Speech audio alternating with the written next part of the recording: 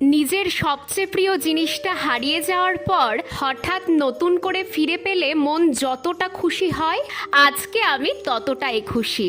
এটা দেখো। আচ্ছা, এখানে কতগুলো ফুল ফুটেছে কেউ গুনে শেষ করতে পারবে? এটা হয়তো আমার কষ্টের ফুল। কেন বলছি শোনো তাহলে। এই গাছটা আমি লাগাইনি জানো তো, আর এই টবটাও আমি ছাদের এক কোণে ফেলে রেখেছিলাম, কারণ আমার লাগানো প্রথম গোলাপ চারাটা আমি এই টবেই বসিয়েছিলাম। ও ছিল আমার সবচেয়ে প্রিয়। তোমরা ভালো করে দেখলে এই টবে এখনও ওর মরা ডালপালাগুলো দেখতে পাবে। অনেক ফুল দেওয়ার পর আগের বছর গরমে ও মারা যায়, খুব কষ্ট পেয়েছিলাম জানো তো, তাই ওর স্মৃতিটুকুই রেখে দিয়েছিলাম। হঠাৎ এই বর্ষায় দেখছি একটা পুর্তলিকা জন্মালো একা একাই, আর আজকে তার এমন রূপ। জানো তো, একটা কথা আমি খুব বিশ্বাস করি, আমি ওদের একটু ভালোবাসা দিলেই ওরা আমায় এক আকাশ ভালোবাসা দেবে।